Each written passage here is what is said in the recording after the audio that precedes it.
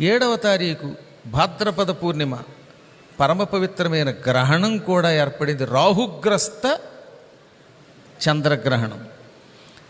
అసలు గ్రహణమే చాలా గొప్పది. గ్రహణమును పర్వదినము అంటారు. పూర్వకాలంలో గ్రహణం వచ్చినప్పుడు పట్టు స్నానము, విడుపు స్నానము అని 2 స్నానాలు ముందు చేసేవారు. అనగా 9:15 గ్రహణం పడితే ఆ సమయంలో స్నానం చేయాలి. నిజానికి నదులలో స్నానం చేయటం చాలా అదృష్టం. నది కానీ, నదము కానీ, సముద్రం కానీ, చెరువు కానీ. కానీ రాత్రిపూట నదులలో అడుగు పెట్టకూడదని ఒక కఠోర నియమం ఉన్నది. అందువల్ల రాత్రి 9:15 ఏం చేయాలన్నమాట, గ్రహణం పట్టినప్పుడు వాళ్ళ ఇళ్లల్లోనే తలారా స్నానం చేసి తుడుచుకుని మళ్ళీ గ్రహణం విడిచిపెట్టేదాకా 1:15 దాకానో గురువుల ద్వారా పొందిన మంత్ర ఉపదేశం ఉంటుందే, దానిని అనుష్ఠానం చేయమన్నారు. గ్రహణ సమయంలో ఒకసారి మంత్రజపం చేస్తే సహస్ర సమం 1000 సార్లు చేసిన దానికి సమానం అవుతుంది. ఉదాహరణకు ఒక ఆయన వ్యూహలక్ష్మి మంత్రాన్ని ఉపదేశం పొందాడు. ఓం శ్రీ ఓం నమః పరమలక్ష్మ్యై విష్ణు వక్షస్థితాయై రమాయై ఆశ్రిత తారకాయై నమో వన్నిజాయే నమః. ఈ మంత్రాన్ని గురువు ద్వారా పొందాడు.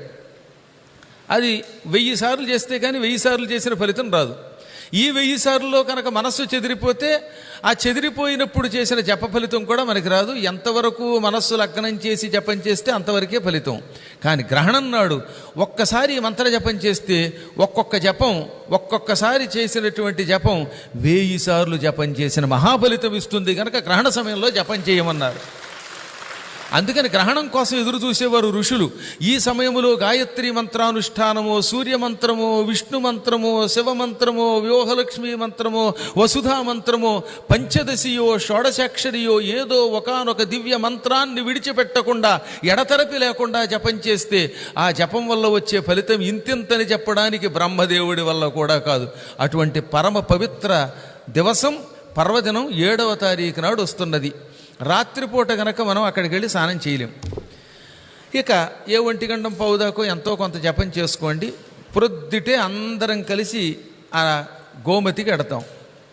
గోమతిలో సంకల్పపూర్వకంగా స్నానం చేతురు. కానీ మహాత్ములైన వేద పండితులు వచ్చారు. ఇందులో ఒక ఆయన ఋగ్వేద పండితుడు కశ్యప్ గారు, ఆ రెండో ఆయన యజుర్వేద పండితుడు. దీంతోపాటు సంతోష్ కుమార్ ఘనపాటిని కూడా పిలిపిస్తున్నాం. ఆయన ఋగ్వేద ఘనపాటి, పైగా ఆయన కూడా ఆ రోజు వస్తాడు. ఇంతమంది మన పక్క నుండి సంకల్పం చెబుతూ ఉంటే గురు సన్నిధిలో పరమ పవిత్రమైన గోమతిలో స్నానం చేయటం అంటే ఎన్ని జన్మల పుణ్యమో ఒక్కసారి ఆలోచించండి. పైగా ఋగ్వేదములో, ఏ వేదంలో? ఋగ్వేదములో గోమతీ నది గురించి చెప్పారు. నేను ఆ మంత్రాన్ని మీ అందరికీ వాట్సాప్లో పెట్టమన్నారు. పెట్టారా? నైమిశారణ్య మహాత్మ్యం అనే పుస్తకం మీకు రాకపోతే అశోక్ గారిని అడగండి. గురువుగారు 1999లో రాసిన ఒక పుస్తకం ఉన్నది, ద్వాదశారణ్య మహాత్మ్యం. అందులో నైమిశారణ్య మహాత్మ్యం కూడా రాశాను. అందులో వరసగా 7 నదుల గురించి ఋగ్వేదంలో చెప్పారు. ఆ 7 నదుల్లో గోమతి, కుభయ, సింధు మొదలైన నదులు. అందులో గోమతి గురించి చెప్పారు ప్రత్యేకంగా. గోమతి నది చాలా గొప్పది అని ఋగ్వేదం కూడా చెప్పింది. గంగానది వంటి వాటి గురించి విన్నారు, కానీ గోమతి గురించి అందులోనే రాశారు. పైగా గోమతిలో స్నానం ఈ గ్రహణం నాడు చేయటంలో ఇంకో విశిష్టత ఉన్నది. గంగా, గోదావరి, కృష్ణ, కావేరి ఇవన్నీ కూడా నదులు. గోమతి, నర్మదా, తపతి ఇవి నదములు. నది కంటే నదమునకు ఎక్కువ శక్తి ఉన్నది. కారణం ఏమిటో స్కాంద పురాణంలోని కాశీఖండంలో చెప్పారు. నర్మదా మహాత్మ్యం, దానికే రేవాఖండం అని పేరు. రేవా అన్న నర్మదా అన్న ఒకటే. అందులో కూడా చెప్పారు ఏమని, నదులన్నీ తూర్పుకు ప్రవహిస్తాయి. పడమర పుట్టి తూర్పుకు ప్రవహించి తూర్పున ఉన్న సముద్రంలో కలిస్తే వాటిని నదులు అంటారు. అందుకని గంగ ఉన్నది, పడమర పుట్టింది, తూర్పుకు ఎడుతోంది, తూర్పున బంగాళాఖాతంలో కలుస్తోంది, అది నది.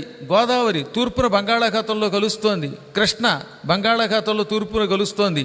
కానీ ఈ నర్మదా, గోమతి, ఇందాక చెప్పిన తపతి ఇవన్నీ పశ్చిమ సముద్రంలో, అరేబియా సముద్రం అంటున్నాం కానీ అది అరేబియా సముద్రమును లేకపోతే ఇంకో కరీబియా సముద్రం కాదు, అది పశ్చిమ సముద్రం అన్నారు.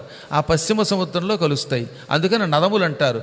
నదములలో గ్రహణ స్నానము కోటి నదులలో స్నానముతో సమానం. అందువల్ల ఈసారి అన్నీ మీకు కలిసి వచ్చాయి. సప్తాహం జరుగుతోంది. భాద్రపద పూర్ణిమ నాడు ఊరేగింపు, దాని గురించి భాగవతంలో చెప్పారు. ఆ సమయంలో గ్రహణం కలిసి వచ్చింది.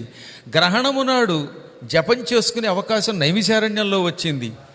కలియుగంలో గంగానది బాగా ప్రసిద్ధికెక్కింది. కానీ గోమతిలో ఈ 4 ఉన్నాయి పొమ్మన్నాడు. అందులో